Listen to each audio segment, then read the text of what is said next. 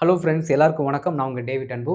இன்றைக்கி நாம் இந்த வீடியோவில் நீங்கள் எல்லாருமே கேட்ட ஒரு ஜென்ரலான காமனான கொஸ்டின்ஸுக்கு எல்லாமே நான் இன்றைக்கி எக்ஸ்பிளைன் பண்ண போகிறேன்.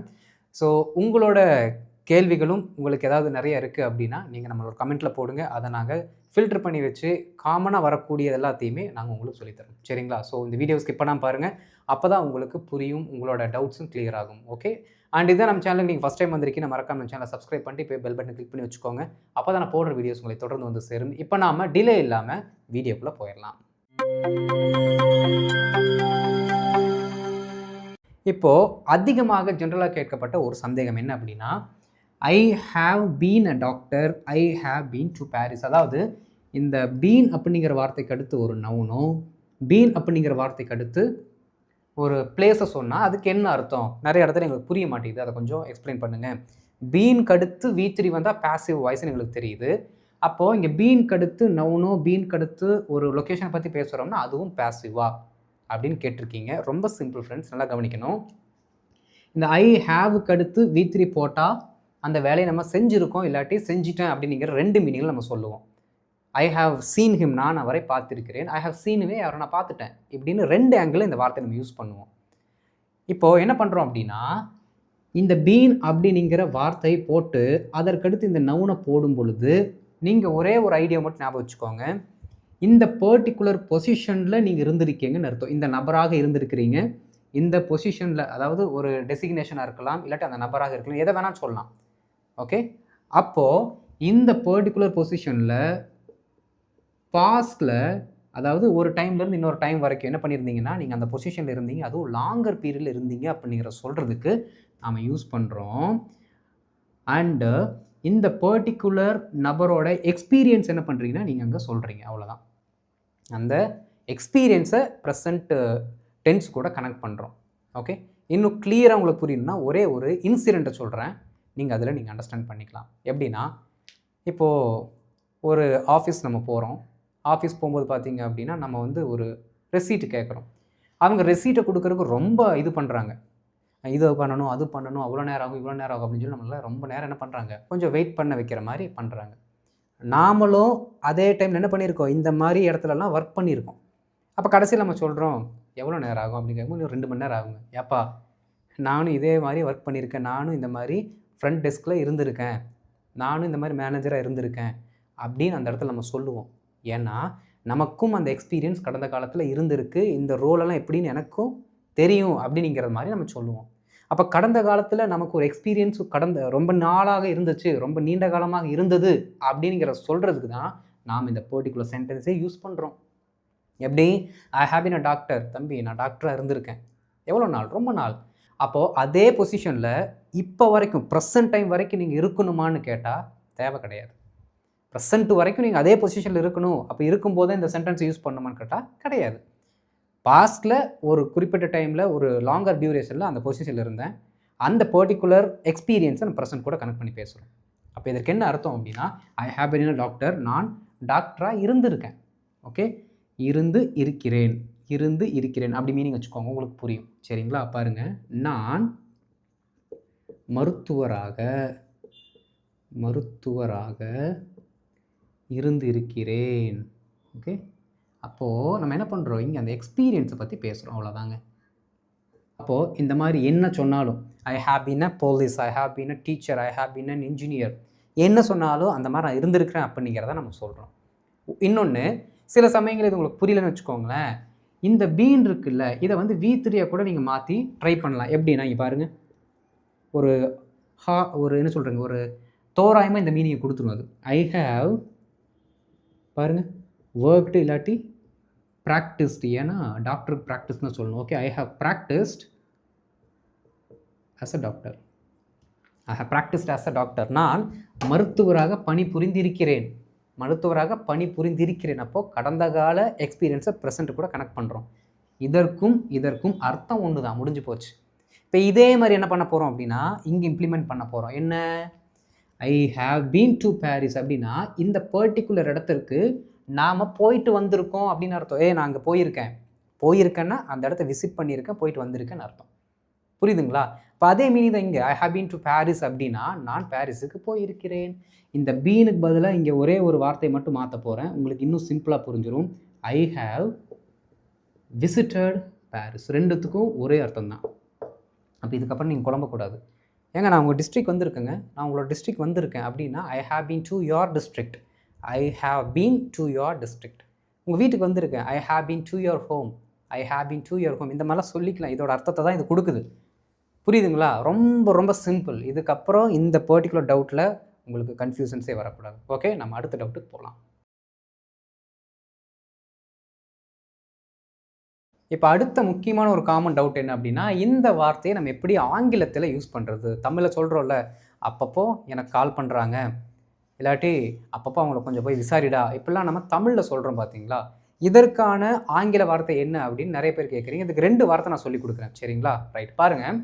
அப்பப்போ எனக்கு கால் செய்கிறார்கள் அப்படின்னா, அவங்களுக்கு எப்பப்பெல்லாம் டைம் கிடைக்குதோ அப்பப்பெல்லாம் என்ன பண்ணுறாங்க, எனக்கு கால் பண்ணுறாங்க அப்படின்னு சொல்கிறோம். சரிங்களா? 2 வார்த்தை சொன்ன மாதிரி என்னென்னா, first phrase from time to time அப்படிங்கிற வார்த்தையை நாம் யூஸ் பண்ணலாம். இன்னொரு வார்த்தை பார்த்தீங்கன்னா அக்கேஷ்னலி அப்படிங்கிற வார்த்தையை நம்ம யூஸ் பண்ணலாம். ரெண்டுமே சூப்பரான வார்த்தைகள். நீங்கள் ரெண்டுத்தையுமே மாற்றி யூஸ் பண்ணிக்கலாம்.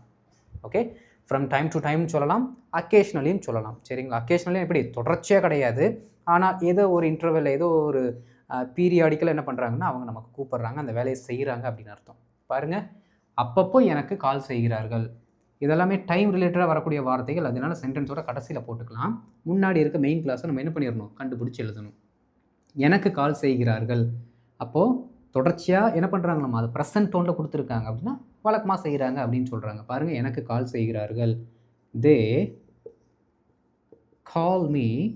பாருங்கள், ஃப்ரம் டைம் டு டைம். அவ்வளோதான். They call me from time to time.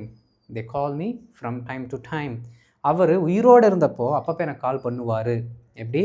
அவர் உயிரோடு இருந்தப்போ எனக்கு அப்பப்போ கால் பண்ணுவார் அப்படின்னு நம்ம சொல்கிறோம். அப்படின்னா இப்போ ஒரு உயிரோடு இல்லை, பட் அவர் இருந்தப்போ அந்த ஆக்ஷனை அந்த கரெக்டான பீரியடில் பண்ணார் அப்படின்னு நம்ம சொல்கிறோம். புரியுதுங்களா? அப்போ ரொம்ப simple. He would call me எப்படி சொல்லணும்? He would call me. He would call me ஏன்னா கடந்த காலத்தில் நடந்த சம்பவம். He would call me. அதுவும் இல்லாமல் நம்ம எப்படி சொல்கிறோம், பண்ணுவார் அப்படின்னு நம்ம சொல்கிறோம். அப்போ நார்மலாகவே பண்ணுவார் அப்படின்னு சொல்கிறோம்னா அது ஃப்யூச்சர் டென்ஸ் கூட தான் போகும். ஆனால் இதில் நம்ம என்ன ஒரு சம்பவத்தை கூட கனெக்ட் பண்ணுறோம், கடந்த காலத்தில் அவர் அந்த வேலையை பண்ணுவார் அப்படிங்கிற மாதிரி ஒரு வழக்கத்தை சொல்கிறோம். பாருங்கள், he would call me from time to time. Okay, when he was alive அப்படிங்கிற வார்த்தை கடைசியில் சேர்த்தா வேலை முடிஞ்சுது. He would call me from time to time when he was alive. He would call me from time to time when he was alive. அவர் உயிரோடு இருக்கும்போது அடிக்கடி என்னை கூப்பிடுவார், நல்ல நண்பருங்க அப்படின்னு நம்ம சொல்கிறோம். அவனுடைய வேலையை அவன் அப்பப்போ முடிப்பான். எப்படி? எப்பப்பெல்லாம் டைம் கிடைக்குதோ அப்பப்போ என்ன பண்ணிடுவான், வேலையை முடிச்சிருவான் அப்படின்னு நம்ம சொல்கிறோம். ஃப்யூச்சரில் இருக்குது. அப்போ ரொம்ப simple. He will complete his task occasionally அப்படின்னு நம்ம போடுறோம். சரிங்களா? இன்னொரு வார்த்தை இருக்குது, அதை யூஸ் பண்ணுறோம். பாருங்கள், he will complete his task occasionally. he will complete his task occasionally. அப்பப்போ வேலையை முடிப்பான்னு அர்த்தம். நல்லா கவனிக்கணும். he would ஏன் போட்டிருக்கோம்னா அந்த வேலையை அவர் செய்வார் அப்படின்னு நம்ம சொன்னாலும் கடந்த காலத்தில் அந்த வேலையை அவர் வழக்கமாக செய்வார் அப்படிங்கிற டோனில் அது போகுது. he will complete அப்படின்னா இதற்கப்புறம் அந்த வேலையை அவர் செய்வார் அப்படின்னு ஃப்யூச்சர் டென்ஸை பற்றி பேசுகிறோம். ஒன்று கடந்த காலத்தில் கனெக்ட் ஆகிருக்கு, இன்னொன்று ஃப்யூச்சர் டென்ஸில் கனெக்ட் ஆகிருக்கு. தமிழாக்கம் ஒன்றாக இருந்தாலும் அதனுடைய அர்த்தம் என்ன அப்படிங்கிறத நீங்கள் புரிஞ்சுக்கணும். ஓகே, இப்போ நம்ம அடுத்த டவுட்டை பார்க்கலாம். ஃப்ரெண்ட்ஸ், கடைசியாக ஒரே ஒரு டவுட் என்ன அப்படின்னா, he could have apologized to her, he might have apologized to her. இந்த could have கடுத்து வரக்கூடிய V3, might have கடுத்து வரக்கூடிய V3, இதுதான் எக்கச்சக்கமான பேருக்கு இருக்கக்கூடிய ஒரு டவுட்டு. என்ன சொல்கிறதுங்க, ஒரு அந்த கன்ஃபியூஸ் ஸ்டேட்லேருந்து வர்றதே கஷ்டம் இந்த பர்டிகுலர் டாப்பிக்கை பொறுத்த வரைக்கும். ரெண்டு விஷயந்தான். இதை மட்டும் ஞாபகம் வச்சுக்கிட்டிங்கன்னா இதை கன்ஃபியூஷன் இல்லாமல் நீங்கள் யூஸ் பண்ணலாம். ஒன்று என்ன அப்படின்னா, கடந்த காலத்தில் நாம் செய்ய தவறிய செயல். சரிங்களா? இதற்காக என்ன பண்ணுவோம்னா ரெக்ரெட் பண்ணுவோம். ரெக்ரெட்னு என்ன? கவலைப்படுவோம், வருத்தப்படுவோம். அப்போ கடந்த காலத்தில் ஒரு ஆக்ஷனை செய்வதற்கான வாய்ப்புகள் நமக்கு இருந்திருக்கும். ஆனால் அந்த ஆக்ஷன் நம்ம செஞ்சுருக்க மாட்டோம். அதை செய்யலையே அப்படின்னு சொல்லிட்டு என்ன பண்ணுவோம்னா நம்ம வருத்தப்படுவோம். அப்படி சொல்கிறதுக்கு தான் இந்த பர்ட்டிகுலர் வார்த்தையை நம்ம வச்சுருக்கோம். சரிங்களா? அவன் அவளிடம் மன்னிப்பு கேட்டிருக்கலாம். 2 பேத்துக்கு சண்டை வந்துச்சுல்ல, இவன் வந்து என்ன பண்ணியிருக்கலாம், பேசாமல் அவங்ககிட்ட மன்னிப்பு கேட்டிருக்கலாம்டா அப்படின்னு கடந்த காலத்தில் அவர் மன்னிப்பு கேட்கலை அப்படிங்கிறத நம்ம சொல்கிறோம். அவர் மன்னிப்பு கேட்கலை அப்படிங்கிறத நம்ம வருத்தத்தோடு சொல்கிறோம். எப்படி? அவர் மன்னிப்பு கேட்டிருக்கலாம், அப்படி மன்னிப்பு கேட்டிருந்தா அவங்க என்ன பண்ணியிருக்க மாட்டாங்க, இவனை வந்து போட்டு கொடுத்துருக்க மாட்டாங்க அப்படின்னு ஏதோ நம்ம சொல்கிறோம். அடுத்து பாருங்க, he might have apologized to her.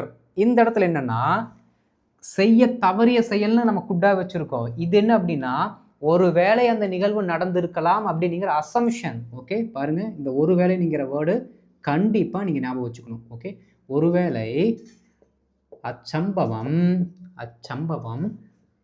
நடந்திருக்கலாம் அப்படின்னு அர்த்தம். சரிங்களா? நடந்திருக்கலாம் அப்படின்னா என்ன அர்த்தம்? இவர் அந்த ஆக்ஷனை செஞ்சுட்டார் அப்படிங்கிற பாசிட்டிவ் டோனில் சொல்கிறோம். இங்கே என்ன, அவர் செய்யலை அப்படிங்கிற நெகட்டிவ் டோனில் இருக்குது. புரியுதுங்களா? இது நெகட்டிவ் டோன், இது பாசிட்டிவ் டோன். அந்த பொண்ணு இன்னைக்கு இவனை பற்றி கம்ப்ளைண்ட் பண்ணுறேன்னு சொல்லிச்சு, என்னாச்சு, கம்ப்ளைண்ட் பண்ணலையா அப்படின்னு ஒருத்தன் கேட்குறான்னு வச்சுக்கோங்களேன். இன்னொருத்தர், அதான் எனக்கும் தெரில, ஒரு வேளை இவன் நேற்று நைட் என்ன பண்ணியிருக்கலாம், மன்னிப்பு கேட்டிருக்கலாம். ஒரு வேளை நேற்று நைட்டாக இவன் அந்த ஆக்ஷனை செஞ்சுருக்கலாம் அப்படின்னா அந்த ஆக்ஷனை அவர் செய்து முடித்திருக்கலாம் அப்படிங்கிற பாசிட்டிவ் டோனில் சொல்கிறோம். பாருங்கள், அவரிடம் ஒரு வேளை மன்னிப்பு கேட்டிருக்கலாம். அப்படி கேட்டதுனால அந்த பொண்ணு என்ன பண்ணல, இவன் மேலே கம்ப்ளைண்ட் பண்ணலை. அந்த பொண்ணு இவன் மேலே கம்ப்ளைண்ட் பண்ணிருச்சு. கம்ப்ளைண்ட் பண்ணுறதுக்கு முன்னாடி என்ன பண்ணியிருக்கலாம், ஒரு வார்த்தை மன்னிப்பு கேட்டிருக்கலாம்டா. செய்ய தவறிய செயல் செஞ்சுருக்கலாம் அப்படிங்கிற ஒரு பாசிட்டிவ் டோனில் இருக்கிற மீனிங். ரொம்ப ரொம்ப சிம்பிள். இதை மட்டும் ஞாபகம் வச்சுக்கோங்க. நீங்கள் எல்லாம் ரொம்ப போட்டு ரிசர்ச் பண்ண வேண்டாம். பண்ணிங்கன்னா இது உங்களை மறுபடியும் கன்ஃபியூஷனில் தான் கொண்டு போய் விட்டுரும். Okay, right. இனிமேல் உங்களுக்கு இருக்க நிறைய டவுட்ஸ் எல்லாம் என்ன பண்ணலாம் அப்படின்னா நீங்கள் தொடர்ச்சியாக போடுங்க. நாங்கள் என்ன பண்ணுறோம், அதை கேதர் பண்ணி வச்சுட்டு ரொம்ப காமனாக இருக்கிறத எங்களால் முடிஞ்ச அளவுக்கு என்ன பண்ணுறோம் அப்படின்னா உங்களுக்கு எக்ஸ்பிளைன் பண்ணுறோம். ஓகே, இந்த வீடியோ பிடிச்சிருந்தா மறக்காம லைக் பண்ணிட்டு மற்றவங்களுக்கு ஷேர் பண்ணுங்கள், அவங்களுக்கு தெரிந்து கொள்ளட்டும். அண்ட் இதான் நம்ம சேனலுக்கு ஃபஸ்ட் டைம் நீங்கள் வந்திருக்கீங்கன்னா மறக்காம நம்ம சேனலை சப்ஸ்கிரைப் பண்ணிட்டு பெல் பட்டன் கிளிக் பண்ணி வச்சுக்கோங்க. அப்போ தான் நாங்கள் போடுற வீடியோஸ் உங்களை தொடர்ந்து வந்து சேரும். அடுத்த வீடியோவில் ஒரு சூப்பரான டாப்பிக்கில் உங்களை பார்க்குறேன். அது வரைக்கும் இந்த டவுட்ஸ் எல்லாத்தையுமே நல்லா கிளியர் பண்ணிக்கோங்க. Okay, thank you friends.